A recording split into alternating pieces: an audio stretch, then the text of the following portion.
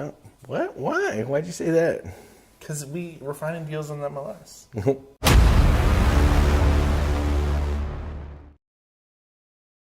What? Why does that make an agent bad at math? Or what? Land, you said? Yeah, about land, yeah. Why is an agent bad at land? Because I don't think they understand what they're selling. Why? Because to them, they take the seller's advice to overprice it. They might not even know the actual price of it. The CAD value doesn't tell them the price of it. There's no comps to understand the price of it. They just don't understand how to price land. Okay, I get it. I thought this was like a diss video, like a diss track, like a diss rap. Because there's a lot of agents that don't know what they're doing, and they're probably harmful at best. But there's a lot of good agents that help us, and they're amazing, and they're awesome, and they kick ass at their job, and they're better than a lot of real estate investors and wholesalers. True.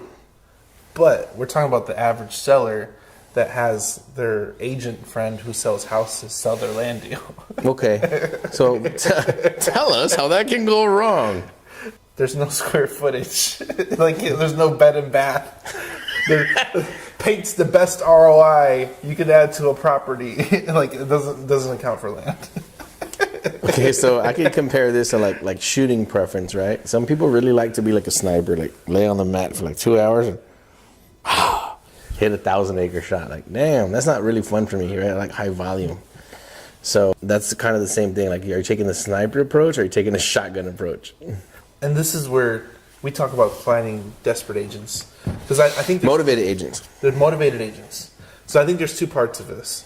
There might be a smart agent who plays the game, the long game, because land is definitely not a short game.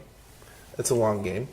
And then you have the other agents that don't understand what they have, how to price it, how to sell it, what their end buyer looks like, and they don't understand what terms they're going to have to take to sell that property at that price point. Yeah, and so again, we made a previous video about this. Daniel could probably tell you what number or what the name of it was, but the more you educate your seller, the more money you're going to make and the more money they're going to make. So like, let's say a wholesaler's like, hey, I'm going to get this $1 million ranch. I know it's worth $3 million, and now I'm going to make $2 million. Like, damn, tell the seller, like, hey, look, this thing's worth $3 million. You want $1 million. I give you $1.5 million. I keep $1.5 million, but it's going to take us a year. Seller's like, a year? You give me $1.5 million instead of $1 million? Yeah. Boom. Both y'all make more money. Everything works out better. And you don't have to be a snake. So same thing like with the investors, also with the agents. So the agent goes like, hey, they know everything's selling. Like the neighbor's property is 1 acre sold for $50,000, and they're like, hey, you have 7,000 acres. I can get you $50,000 an acre. And the guy's like, damn, $350 million outside of Atascosa. Wow. Damn, that's a lot of money, man. Yeah, that's like how much the economy of Mars is worth right now, because the agent doesn't know what they're talking about, and they don't know what they're doing. But if you just tell the seller, like, look, sir, even though your neighbor's property sold 1 acre for $50,000, you have 100. It's probably worth 20 an acre. You could probably get 2 million. And then we come in and we're like, hey, sir, do you want 2 million or do you need fast cash? The guy's like, I just need money tomorrow. We're going to give you 1.5 next Friday. And the guy's like, I'm never going to take that. Yeah, okay. So we want to give you 2 million, but it's going to take us 10 years. And the guy's like, what? Dunzo, that's a deal now. But that's something the agent needs to know on the front end is like, what is the property really worth? And you got to start there or you don't have a deal or listing. So how does an agent understand what it's worth if it's not their expertise? Do they seek counsel from others? Do they maybe do a little more due diligence of what price per acres are selling for the same similar size tracks? Like, I feel like there's a lot of agents, and we picked off those deals off the MLS that were misrepresented, but they were mispriced. And it's also not mispriced because check this out. Here's everything is subjective, right? Very subjective with land. So you buy this house downtown Houston where this freaking amazing Airbnb is so beautiful. Like the ghetto is like on the other side of the street, and this is like one of the nicest Airbnbs I've ever stayed in. Check out the next video to see more about that. We're gonna do a video about that. Okay.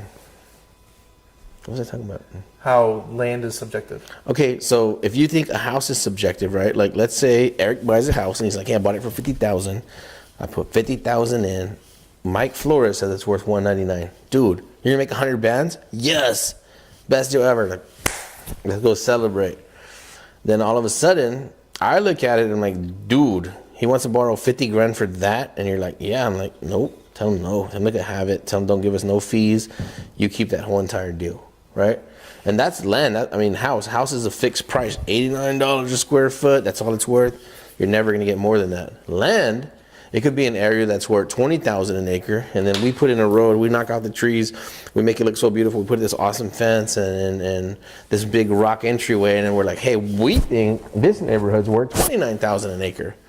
How could the agent come in and tell us, like, you can't sell that for $29 an acre? How many times have we heard that from an agent? A lot, but the cost to improve it and the time it took to improve it. So here you go. Now we're in an area where there's nothing that matches this asset. And we think it's worth 29. And that agent's like, everything's worth 21 around here, but also nothing looks like this.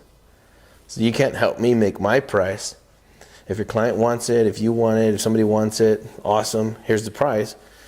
I don't think it's worth that. Like, it's like an artist. Like, well, then don't buy it. Right? You think somebody wins a Picasso? Like, I mean, she does look pretty realistic, but there's no way I'm going to pay $50 for that. Yeah. Right?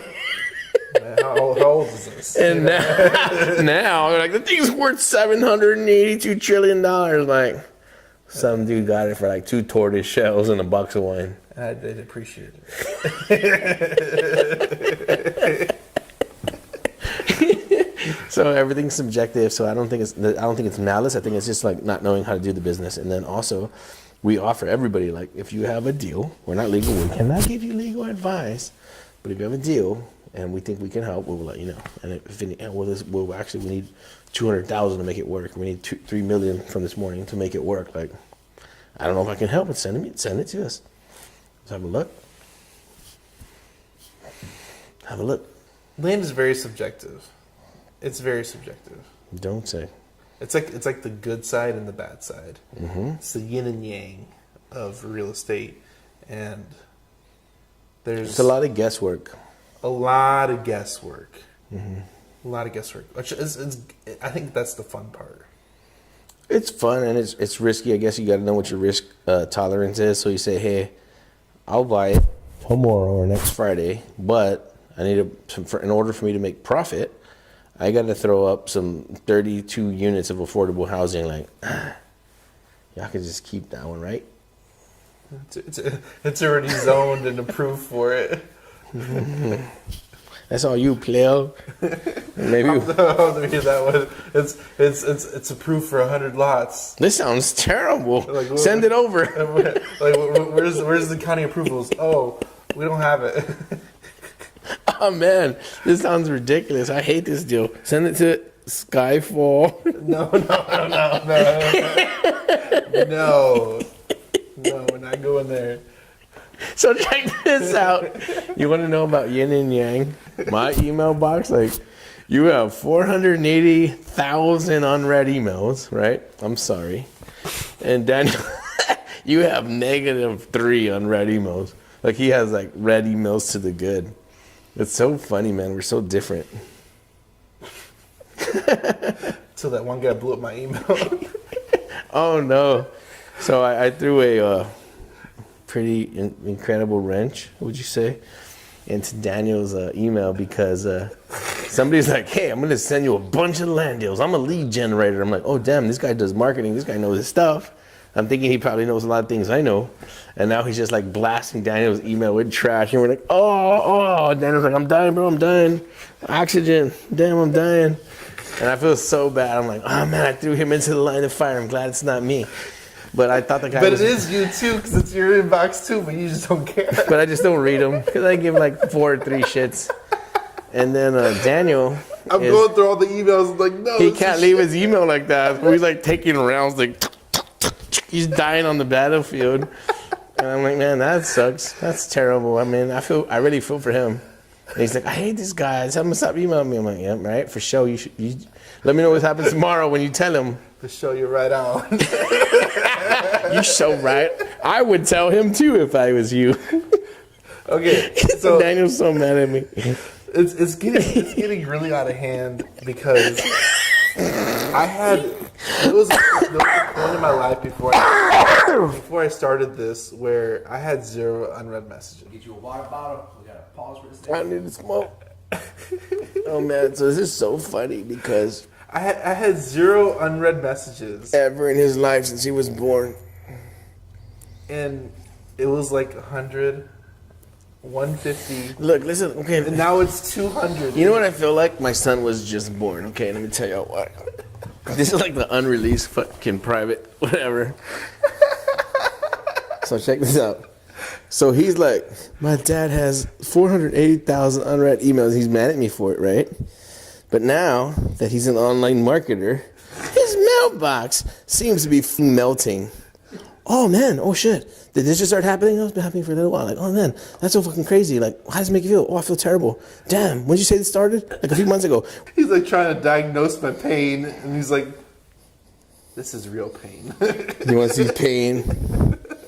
And Dad was like, I can't take it anymore. Welcome to my world. Sooner or later, you're like 9 million unread emails. Like, I can't look. So that's why you got to ultimately, like, MLM is the only model that works.